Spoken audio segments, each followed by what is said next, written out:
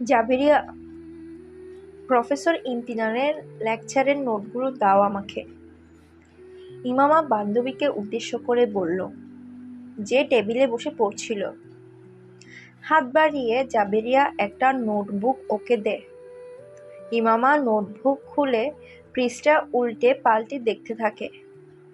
জাবেরিয়া বইয়ের মন দেয়, কিন্তু একটু পর কিছু মনে করে ঘুরে বিছানায় থাকা ইমামার দিকে তাকায়।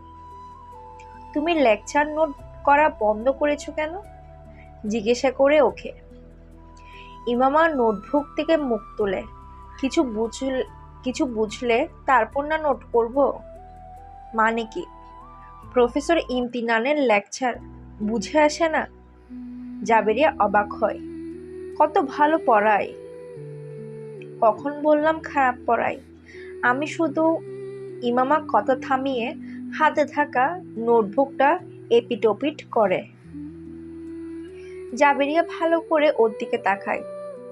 তুমি ইদানিং খুব অন্যমনস্ক হয়ে যাচ্ছ। কোনো কারণে ডিস্টার্ব? বই বন্ধ করে ওর পাশে এসে সহানুভূতি নিয়ে জিজ্ঞেস করে। ডিস্টার্ব? ইমামা বিড়বিড় করে। না, তেমন কিছু না। চোখের নিচে কালি জমেছে। কাল রাত হয়তো 3:30। আমার চোখ খুলে যায়। তুমি তখনও জেগেছিলে। আমি পড়ছিলাম। ইমামা আত্মরক্ষামূলক উত্তর দেয়। না, শুধু বই সামনে নিয়ে বসেছিলে। বইয়ে চোখ ছিল না। জাবেরিয়া ওর অজুহাত নাকচ করে। কোনো সমস্যা? আমার কি সমস্যা হতে যাবে? তাহলে তো চুপচাপ কেন থাকতে শুরু করেছ? জাবেরিয়া কথা এড়িয়ে যেতে দেয় না। না তো, কেন চুপচাপ হব? ইমামা হাসতে চেষ্টা করে। আমি আগের মতোই কথা বলি। শুধু আমি না, অন্য সবাইও তোমার এই অস্থিরতা নোট করছে। জাবেরিয়া গম্ভীর হয়। কোনো সমস্যা নেই। আমি শুধু পড়াশোনা নিয়ে টেনশনে থাকি। আমি বিশ্বাস করতে পারছি না আমরা সবাই একসাথে পড়ি। আমাদের চেয়ে বেশি টেনশন তোমার একা হওয়ার কথা না। ইমামা দীর্ঘশ্বাস ফেলে। কাবু হয়ে যাচ্ছে ভেবে। বাড়িতে সব ঠিক আছে? হ্যাঁ, সব ঠিক আছে। আশরাতের সাথে ঝগড়া হয়নি তো? ঝগড়া হতে যাবে কেন? তারপরও পার্থক্যটা অনেক। ইমামা বান্ধবীকে থামায়। যখন বলছি সমস্যা নেই, বিশ্বাস কেন করছো না তুমি? এত বছর এমন কোনো কথা আছে যা আমি তোমার সাথে শেয়ার করি না, বা এখনো আমার ব্যাপারে অজানা তুমি? তারপরও এভাবে অপরাধীর কাঠগড়ায় দাঁড় করিয়ে জিজ্ঞাসাবাদ করছো? রাগ করে ও। জাবেরিয়া থতমত খেয়ে যায়। বিশ্বাস কেন করব না? শুধু এই ভেবে জোর দিচ্ছিলাম তুমি হয়তো সমস্যার কথা বোঝো না, যাতে আমি চিন্তায় না পড়ি। আর কিছু না। মনে মনে নিজেকে শাসাই। উঠে টেবিলে এসে বই খুলে পড়তে শুরু করে। অনেকক্ষণ পড়ার পর হাই তুলতে তুলতে জাবেরিয়া অনিচ্ছাকৃত ঘাড় ঘুরিয়ে তাকায়। ইমামা নোটবুক খুলে বসে আছে, কিন্তু চোখ নোটবুকে নেই। সামনের দেয়ালে এক দৃষ্টিতে তাকিয়েছিল। খালের উপরের ব্রিজ থেকে একটু দূরে ছেলেটি গাড়ি থামায়। ডিকি থেকে একটা বস্তা আর দড়ি বের করে। দড়িসহ বস্তাটা টানতে টানতে ব্রিজের দিকে এগিয়ে নিয়ে যেতে থাকে। আশপাশ দিয়ে চলাফেরা করা পথচারীরা ওকে দেখলো, কিন্তু কাউকে দেখেও থামলো না ছেলেটি। ব্রিজের উপরে পৌঁছে প্রথমেই শার্ট খুলে পানিতে ফেলে দেয়। কয়েক সেকেন্ডের ব্যবধানে শার্ট স্রোতের সাথে ভেসে অনেক দূর চলে যায়। ডার্ক ব্লু কালারের টাইট জিন্সে ওর দীর্ঘ উচ্চতা আর শারীরিক অবকাঠামো ছিল নজর কাড়ার মতো। তবে এই মুহূর্তে ছেলেটির চোখে মুখে যে অভিব্যক্তি ছিল তা পড়া কারো পক্ষে সম্ভব হয়নি। ছেলেটির বয়স 19 বা 20 বছর হবে, কিন্তু উচ্চতা আর চেহারায় রূপরেখা ওর বয়সটাকে বাড়িয়ে দিচ্ছে যেন। সাথে করে নিয়ে আসা দড়ির এক অংশ রেখে অন্য অংশ পানিতে ফেলে দেয় ও। দড়ি পানির নিচে চলে গেলে হাতে থাকা অংশ দিয়ে বস্তার মুখে গিঁট দিতে থাকে দড়ি শেষ না হওয়া পর্যন্ত। এরপর পানিতে থাকা অংশটা উপরে তুলে আনুমানিক 3 ফুটের মতো রেখে বাকিটা আবার পানিতে ছেড়ে দেয়। নিজের পা দুটো একসাথে করে 2-3 বার ভালোভাবে দড়ি পেঁচিয়ে শক্তভাবে বাঁধে। বাকি থাকা 3 ফুটের সেই টুকরো দিয়ে খুব দক্ষতার সাথে 2টা ফাঁস তৈরি করলো। এরপর লাফিয়ে ব্রিজের রেলিংয়ে উঠে বসে ডান হাত কোমরের পেছনে দিয়ে প্রথম ফাঁসে ঢুকিয়ে বাঁ হাত দিয়ে টেনে দড়ি টাইট করে নেয়। বাঁ হাতও একইভাবে দ্বিতীয় ফাঁসে ঢুকিয়ে ডান হাতের সাহায্যে দড়ি টেনে টাইট করে। অবশেষে চেহারায় তৃপ্তির হাসি ফুটল। একটা লম্বা শ্বাস নিয়ে ব্রিজের রেলিং থেকে নিচে লাফ দেয় ও। ধপ করে মাথা পানিতে গিয়ে পড়ে। শরীর কোমর অবধি ডুবে যায় আর দড়ি শেষ হয়ে যায়। ছেলেটি এখন উল্টো ঝুলছে, 2 হাত পেছনে পিঠের সাথে বাঁধা, মাথা থেকে কোমর পর্যন্ত পানির নিচে। বস্তার ওজন নিশ্চয় ওর ওজনের চেয়ে বেশি, যার কারণে বস্তার নিচে চলে আসেনি, বরং সেটার সাথে আটকে উল্টো হয়ে ঝুলছিল ও। পানির নিচে শ্বাস আটকে রেখেছে ছেলেটি। মাথা পানিতে যাওয়ার পর চোখ খোলা রাখার চেষ্টায় ব্যর্থ হয়েছে। পানি ঘোলা ছিল, কাদা চোখে যায়, তাই চোখ বন্ধ করে নিয়েছে। ওর ফুসফুস ফেটে যাওয়া উপক্রম হয়ে এবার। শ্বাস নেওয়ার চেষ্টা করতেই নাক মুখ দিয়ে পানি শরীরে ঢুকতে শুরু করে। ভীষণভাবে কাতরায় ছেলেটি, কিন্তু হাত খুলে নিজেকে উপরে তোলার কোনো সুযোগ নেই। ওর দেহের নড়াচড়া ধীরে ধীরে নিস্তেজ হয়ে আসে। কিছু মানুষ ওকে ব্রিজ থেকে লাফিয়ে পড়তে দেখেছে। তারা চিৎকার করতে করতে এদিক ছুটে আসে। দড়ি এখনো নড়ছে। লোকজন বুঝতে পারছিল না তাদের কি করা উচিত। পানির নিচে নড়াচড়া ক্রমশ নিস্তেজ হতে থাকে। ছেলেটির পা দুটো এখন নিষ্প্রাণ লাগছে। ব্রিজের উপর দাঁড়িয়ে থাকা লোকজন আতঙ্কিত হয়ে প্রাণহীন সে অস্তিত্বের দিকে তাকিয়ে আছে। ব্রিজের উপরের ভিড় বাড়ছে। পানির নিচে থাকা অস্তিত্ব ততক্ষণে স্থির হয়ে গেছে। শুধু পানি দেহটাকে নড়াচড়া করছিল, একটা পেন্ডুলামের মতো সামনে পেছনে সামনে পেছনে সামনে পেছনে। ইমামা, তাড়াতাড়ি রেডি হয়ে নাও, রাবেয়া আলমারি থেকে জামা বের করতে করতে বলে। রেডি হব কেন? ইমামা অবাক হয়ে জিজ্ঞেস করলো রাবেয়াকে। শপিং এ যাব, সাথে যাবে? রাবেয়া তাড়াহুড়োয় ইস্ত্রি আনপ্লাগ করে। আমি কোথাও যাব না। ইমামা বিছানায় শুয়েছিল, কথা শেষ করে চোখের উপর হাত রাখে। তুমি কোথাও যাবে না মানে কি? তোমাকে জিজ্ঞেস করলো কে? জানানো হচ্ছে। রাবেয়া ওর সুরেই বলে। আমিও বলে দিয়েছি কোথাও যাচ্ছি না। ইমামা চোখের উপর হাত রেখেই বলল। জয়নাবও যাবে, পুরো গ্রুপ যাচ্ছি, ফেরার সময় মুভিও দেখব। রাবেয়া পুরো প্রোগ্রাম বলল। ইমামা একবারের জন্য চোখের উপর থেকে হাত সরিয়ে রাবেয়াকে জিজ্ঞেস করে, জয়নাবও যাবে? হ্যাঁ, জয়নাবকে আমরা রাস্তা থেকে পিক করব। ইমামা কিছু ভাবলো। তুমি বড্ড ডাল হয়ে যাচ্ছ ইমামা। রাবেয়া বিরক্তি প্রকাশ করে। আমাদের সাথে কোথাও আসা যাওয়াই বন্ধ করে দিয়েছ, কি হয়েছে? কিছু হয়নি, আমি আজ একটু ক্লান্ত, তাই ঘুমোতে চাইছি। রাবেয়ার দিকে তাকিয়েই বলল ইমামা। কিছুক্ষণ পর জাবেরিয়াও রুমে আসে। ওকে সঙ্গে নেওয়ার জন্য জোরাজুরি শুরু করে, কিন্তু নিজের কথায় অনড়। না, আমি ঘুমাবো, অনেক ক্লান্ত। বাধ্য হয়ে বিড়বিড় করতে করতে ওরা দুজনই বেরিয়ে যায়। রাস্তায় জয়নাবকে বাসা থেকে পিক করার সময় জাবেরিয়া খেয়াল করে ও ব্যাগে ওর ওয়ালেট নেই, হোস্টেলে ভুলে রেখে গেছে। একটু হোস্টেলে চলো, ওয়ালেট নিয়ে তারপর মার্কেটে যাই। ওর অনুরোধে সবাই হোস্টেলে ফিরে আসে, কিন্তু এসে বিস্ময়ের মুখোমুখি হতে হয়, কারণ রুমের দরজায় তালা ঝুলছে। ইমামা কোথায়? রাবেয়া অবাক হয়ে জিজ্ঞেস করলো। জানি না, এভাবে রুম লক করে কই যাবে? বললো তো ঘুমাবে, জাবেরিয়া বলে। হোস্টেলে কারো রুমে যায়নি তো, রাবিয়া নিজের অনুমান প্রকাশ করে। পরে কয়েক মিনিট ওরা সেসব মেয়ের রুমে যায় যাদের সঙ্গে ওদের হাই হ্যালো ছিল, কিন্তু কারো কাছে ইমামার কোনো খোঁজ পায় না। হোস্টেলে বাইরে যায়নি তো, রাবিয়া হঠাৎ মনে হলো, চলো ওয়ার্ডেনকে জিজ্ঞেস করি।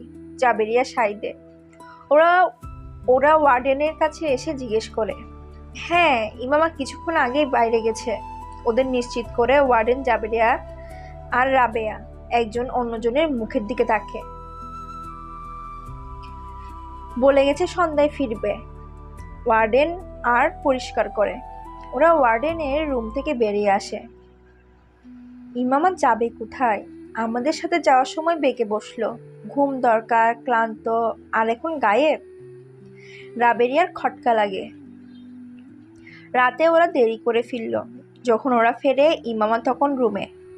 হাসি মুখে স্বাগত জানায় ওদের। মনে হচ্ছে আজ ভালো কেনাকাটাই হয়েছে। ওদের হাতে থাকা শপিং ব্যাগের দিকে তাকিয়ে বলে। ওরা কিছু বলল না। ব্যাগগুলো একপাশে রেখে ইমামার দিকে তাকালো। তুমি কয় ছিলে? জাবেরিয়া জিজ্ঞেস করে। ইমামা ভেতরে ধাক্কা অনুভব করে। ওয়ালেট নিতে এসে দেখি তুমি নেই, রুম লক। জাবেরিয়া খড়খড়ে গলায় বলে, আমি তোমাদের পেছন পেছন গেছি। মানে কি? জাবেরিয়া অবদ্ধ ভঙ্গিতে জিজ্ঞেস করে। তোমরা চলে যাওয়ার পর আমার ইচ্ছে বদলে যায়। আমি এখান থেকে জয়নাবের বাসায় গেছি, কারণ তোমাদের ওকে পিক করার কথা, কিন্তু দারোয়ান বলল সবাই চলে গেছে, তাই ওখান থেকে ফিরে আসি। ফেরার পথে কিছু বই কিনে নিয়ে এসেছি, ব্যাস। দেখলে, আমি আগেই বলেছি আমাদের সাথে চলো, কিন্তু তখন না বললে, পরে বোকার মতো পিছু নিয়েছ। আমার তো সন্দেহ হয়েছিল তোমাকে নিয়ে। রাবেয়া নিশ্চিত হয়ে শপিং ব্যাগ খুলতে খুলতে বলে। ইমামা উত্তর দেয় না, মুচকি হেসে ওদের দিকে তাকিয়ে থাকে। রাবেয়া আর জাবেরিয়া শপিং ব্যাগ খুলে এক এক করে কেনাকাটা করা জিনিসপত্র দেখাচ্ছিল। নাম কি তোমার? জানি না। বাবা মা কি রেখেছেন? বাবা মাকে জিজ্ঞেস করুন। নীরবতা। মানুষ কি নামে ডাকে তোমাকে? ছেলেরা নাকি মেয়েরা? ছেলেরা। অনেক নামেই ডাকে। বেশি কোন নামে ডাকে? Daredevil. আবার নীরবতা। আর মেয়েরা? ওরাও অনেক নামে ডাকে। অধিকাংশ সময় কোন নামে ডাকে এটা বলা যাবে না, ইটস টু পার্সোনাল। লম্বা নীরবতা। গভীর নিঃশ্বাস। আবার নীরবতা। আপনাকে একটা পরামর্শ দেই। কি? আপনি আমার ব্যাপারে এমন কিছু জানার চেষ্টা করুন যা আপনি বা আমি আগে থেকে জানি না। আপনার ডান দিকে থাকা টেবিলের উপর একটা সাদা ফাইল রাখা। ওঠার মধ্যে আমার পার্টিকুলার অযথা এসব জিজ্ঞেস করে সময় নষ্ট করবেন না। সাইকোঅ্যানালিস্ট টেবিল ল্যাম্পের আলোয় সামনে কাউচে শুয়ে থাকা যুবকটিকে লক্ষ্য করলেন, যে ক্রমাগত পা নাড়াচ্ছে, যার চেহারায় এক গম্ভীর তৃপ্ত ভাব, এবং মনে হচ্ছে তার সাথে হওয়া এসব কথাবার্তাকে অহেতুক মনে করছে। রুমের শীতলতা, নীরবতা এবং মৃদু অন্ধকার যা স্নায়ুর উপর বিন্দু পরিমাণও প্রভাব বিস্তার করছে বলে মনে হয় না। কথার ফাঁকে ফাঁকে চোখ ঘুরিয়ে রুমের চারপাশে দেখছে ও। তার সামনে শুয়ে থাকা এই যুবক এক অদ্ভুত কেস, যে ফটোগ্রাফিক মেমোরির মালিক এবং যার আইকিউ লেভেল 150 রেঞ্জের। রয়েছে through out outstanding academic record এবং গল্ফে 3 বার রাষ্ট্রপতি স্বর্ণপদক বিজয়ের সুনাম।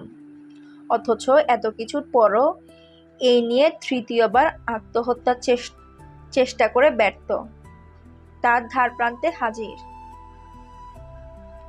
ওর বাবা মা নিয়ে এসেছে, যারা ছেলেকে নিয়ে প্রচন্ড দুশ্চিন্তায় ভুগছেন। সালাহ সিকান্দার নামক এই যুবক দেশের অন্যতম মর্যাদাপূর্ণ ও ধনী এক পরিবারের অংশ। 5 ভাই বোনের মধ্যে চতুর্থ। দুই ভাই এক বোন ওর বড়। বুদ্ধিমত্তা এবং মেধার কারণে বাবা মায়ের ভীষণ আদরের সন্তান। তা সত্ত্বেও গত 3 বছরে আত্মহত্যার ভিন্ন 3 ধরনের চেষ্টা করেছে।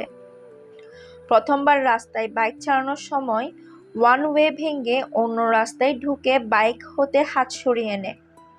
পেছনে থাকা এক ট্রাফিক কনস্টেবল এ কাজ করতে দেখেছিল ওকে। সামনে থেকে আসা গাড়ির ধাক্কায় বাতাসে উড়ে অন্য গাড়ির ছাদে গিয়ে পড়েছিল। সেখান থেকে পড়ে মাটিতে আছাড় খেয়েছিল। পাঁজরের কিছু হাড়, এক হাতের বাহু এবং এক পা ফ্র্যাকচার হয়েছিল তখন। সেই সময়ে কনস্টেবল পিড়াপিড়ি করলেও ওর বাবা মা এটাকে দুর্ঘটনায় মনে করেছিলেন, কারণ ও বলেছিল ভুল করে ওয়ান ওয়ে থেকে সরে গেছি। দ্বিতীয়বার পুরো 1 বছর পর নিজেকে বস্তার সঙ্গে বেঁধে লাহোরের এক ব্রিজের উপর থেকে পানিতে লাফ দেয়। আবার ওকে বাঁচিয়ে নেওয়া হলো।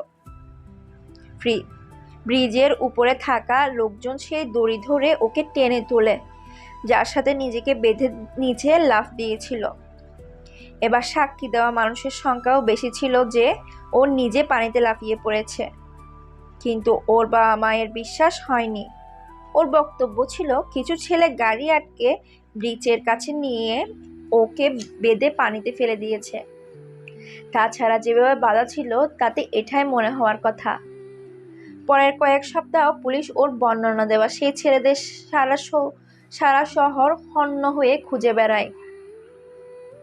নিরাপত্তার কথা ভেবে ওর বাবা একজন গার্ডও নিয়োগ করেন 24 ঘন্টার সাথে থাকার জন্য। কিন্তু তৃতীয়বার বাবা মায়ের চোখে ধুলো দিতে পারেনি ও। অনেকগুলো ঘুমের ট্যাবলেট গুঁড়ো করে খেয়ে ফেলে। ট্যাবলেটের পরিমাণ এত বেশি ছিল যে পেট ওয়াশ করার পরও বেশ কয়েকদিন অসুস্থ থাকতে হয়। এবার কারো কোনো ভুল বোঝাবুঝি রইল না, কারণ বাড়ির বাবুর্চির সামনে ট্যাবলেটের গুঁড়ো দুধের সাথে মিশিয়ে খেয়েছিল ও। সিকান্দার উসমান আর তাইবা সিকান্দার হতবাক হয়ে যান। বিগত বছরে ঘটে যাওয়া ঘটনাগুলো একে একে মনে পড়ে তাদের। ছেলের কথার উপর এতদিন ভরসা করে বসে থাকার জন্য পস্তাতে শুরু করেন। পুরো পরিবার সালারকে নিয়ে দুশ্চিন্তায় পড়ে যায়। স্কুল, কলোনি, বংশ সবখানে খবর ছড়িয়ে পড়ে। এইবার তাই নিজেও অস্বীকার করতে পারল না যে আত্মহত্যার চেষ্টা করছিল, কিন্তু কারণ কি এর উত্তর দিতে প্রস্তুত না।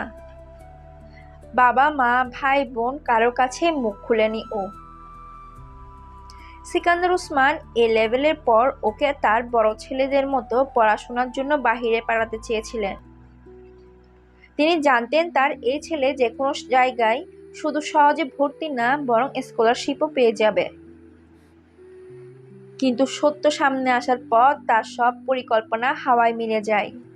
এখন সালার সেই সাইকো অ্যানালিস্টের সামনে আছে যার কাছে তিনি ওকে এক বন্ধুর পরামর্শে পাঠিয়েছেন। ঠিক আছে সালার, টু দ্য পয়েন্ট কথা বলি।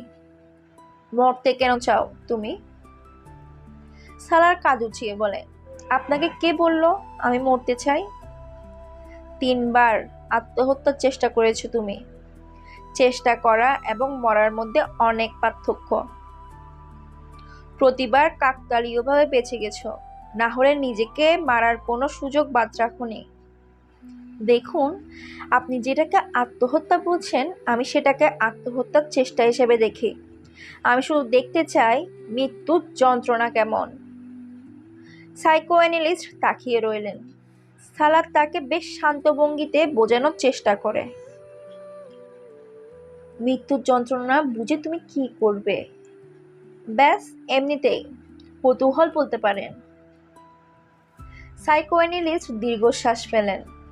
ও ছাদের দিকে তাকিয়ে আছে। তো একবার চেষ্টা করার পরে তোমার সেই কৌতূহল মেটেনি? ওহ, তখন আমি অজ্ঞান হয়ে যাই, ঠিকমতো কিছু অনুভব করতে পারিনি। দ্বিতীয়বার, তৃতীয়বার ঠিক একই বিষয় ঘটে। হতাশ ভঙ্গিতে মাথা নাড়ে সালার।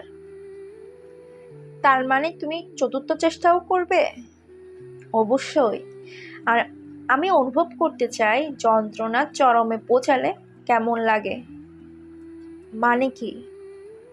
যেমন জয়ের সমাপ্তিতে এক্সটেসিতে হয়, কিন্তু আনন্দের এই সীমার পর আর কি আসে? সুতরাং আবার এই সূত্র অনুযায়ী যন্ত্রণারও কোনো সীমা থাকার কথা, যে এক্সটেসিতে বোঝার মতো কিছু থাকে না। আমি ঠিক বুঝতে পারছি না, সাইকোঅ্যানালিস্ট বললেন। ধরুন আপনি স্ট্রিপটিজ দেখছেন, চারপাশে জোরে মিউজিক চলছে, ড্রিঙ্ক করছেন, কিছু ড্রাগ নিয়েছেন, নাচছেন, ক্রমশ ধীরে ধীরে চেতনা হারিয়ে ফেলছেন। আপনি এক্সটেসিতে আছেন, অর্থাৎ মোহবিশিষ্ট অবস্থায় আছেন। কোথায় আছেন, কেন আছেন, কি করছেন, কিছুই জানেন না। শুধু জানেন যা করছেন আপনার তা ভালো লাগছে। আমি যখন ছুটি কাটাতে দেশের বাইরে যাই, তখন কাজিনদের সাথে এইসব বারে যাই। তবে আমার সমস্যা হচ্ছে, আমি ওদের মতো নেশায় ভূত হই না। I never get wild with joy. আমি এসবে তেমন সুখ খুঁজে পাই না যা অন্যরা পায়। এই বিষয়টা আমাকে হতাশ করে। তাই ভাবলাম, আনন্দের শেষ সীমায় না পৌঁছাতে পারলেও অন্তত যন্ত্রণার চরম সীমায় পৌঁছে দেখি। কিন্তু সেটাও পারছি না। তুমি এই ধরনের বিষয়ে কেন সময় নষ্ট করছো? কত উজ্জ্বল একাডেমিক রেকর্ড রয়েছে তোমার। সালার বিরক্ত হয়ে বলে উঠল, প্লিজ প্লিজ, এখন আমার গুণ কীর্তন শুরু করবেন না। আমার জানা আছে আমি কি। অসহ্য হয়ে উঠেছে নিজের প্রশংসা শুনতে শুনতে। ওর সুরের তিক্ততা। সাইকোঅ্যানালিস্ট কিছুক্ষণ তীক্ষ্ণ চোখে ওকে দেখলেন। তুমি নিজের জন্য কোনো গোল কেন সেট করছো না? করেছি আমি। কি সেটা? আত্মহত্যার আরেকটা চেষ্টা। তোমার কোনো ডিপ্রেশন আছে? Not at all. তাহলে মরতে কেন চাও? সারা দীর্ঘশ্বাস ফেলে। আপনাকে এখন আবার নতুন করে বলবো আমি মরতে চাই না, অন্য কিছু চেষ্টা করছি। ঘুরে ফিরে কথা সেই এক জায়গাতেই এসে দাঁড়িয়েছে। সাইকোঅ্যানালিস্ট কিছুক্ষণ ভাবলেন। তুমি এসব কি কোনো মেয়ের জন্য করছো? সালার ঘাড় ঘুরিয়ে অবাক চোখে তার দিকে তাকায়। মেয়ের জন্য? হ্যাঁ, কোনো মেয়ে যাকে তুমি পছন্দ করো বা বিয়ে করতে চাও। সালার হো হো করে হেসে উঠল, শুধু হাসতেই থাকে। মাই গড, আপনি বলতে চাইছেন কোনো মেয়ের জন্য আমি আত্মহত্যা? কথা অসম্পূর্ণ রেখে আবার হাসতে শুরু করে ও। মেয়ের প্রেম, সেজন্য আত্মহত্যা? ভালো জোকস। হাসি নিয়ন্ত্রণের চেষ্টা করে সালার। সাইকোঅ্যানালিস্ট এমন আরও বেশ কয়েকটা সেশন ওর সাথে করেন, কিন্তু ফলাফল প্রতিবার সেই একই কাহিনী। আপনারা ওকে পড়াশোনার জন্য বাইরে পাঠানোর পরিবর্তে আপাতত এখানেই রাখুন। সে সাথে আরো মনোযোগ দিন। হতে পারে মনোযোগ পাওয়ার জন্য এসব করছে ও। সাইকোঅ্যানালিস্ট পরামর্শ দেন সিকান্দার উসমানকে, যার ফলে সালারকে বাহিরে পাঠানোর পরিবর্তে ইসলামাবাদের এক প্রতিষ্ঠানের ভর্তির ব্যবস্থা করানো হয়। সিকান্দার উসমান ভাবলেন, কাছে রাখলে হয়তো ছেলে আর এসব করবে না। সালার বাবা মায়ের সিদ্ধান্তে কোনো দুঃখজনক প্রতিক্রিয়া দেয়নি, ঠিক যেমন তাদের বাহিরে পাঠানোর সিদ্ধান্তে কোনো আনন্দঘন প্রতিক্রিয়াও ছিল না ওর মাঝে। সাইকোঅ্যানালিস্ট সঙ্গে শেষ সেশনের পর সিকান্দার উসমান বাড়ি নিয়ে আসেন ছেলেকে। এসে তিনি ও তার স্ত্রী মিলে ওর সাথে লম্বা চওড়া মিটিং করেন। নিজেদের বেডরুমে বসিয়ে সেসব আরাম আয়েশের কথা মনে করিয়ে দেন যা তারা বছরের পর বছর ওকে দিয়ে আসছে। ওকে নিয়ে তাদের কী আশা রয়েছে আদর করে বোঝায়, যা তারা ওর জন্য অনুভব করেন। ভাবলেশহীন চেহারা নিয়ে চুইংগাম চিবুতে চিবুতে বাবার অস্থিরতা ও মায়ের কান্না দেখছিল সালার। কথাবার্তার শেষ দিকে সিকান্দার ওসমান প্রায় ক্ষুব্ধ হয়ে বললেন, কিসের কমতি রয়ে গেছে? কি নেই যা তুমি চাও বলো? সালার কিছুক্ষণ ভাবে। Sports car? পরের মুহূর্তে বলে ওঠে, ঠিক আছে, স্পোর্টস কার আনিয়ে দেব, কিন্তু এমন কিছু আন না যা এতদিন করেছ, ওকে? সিকান্দার ওসমান কিছুটা হালকা বোধ করলেন। সালার মাথা নাড়ে। তাইবা সিকান্দার টিস্যুতে চোখের পানি মুছে স্বস্তির নিঃশ্বাস ফেললেন। ও রুম থেকে বেরিয়ে গেল। সিকান্দার ওসমান সিগারেট ধরাতে ধরাতে স্ত্রীকে উদ্দেশ্য করে বললেন, তাইবা, ওর প্রতি তোমার মনোযোগ দিতে হবে। নিজের অ্যাক্টিভিটিস কমিয়ে ছেলের সঙ্গে সময় কাটানোর চেষ্টা করো। তাইবা সিকান্দার ঘাড় নেড়ে সম্মতি জানায়।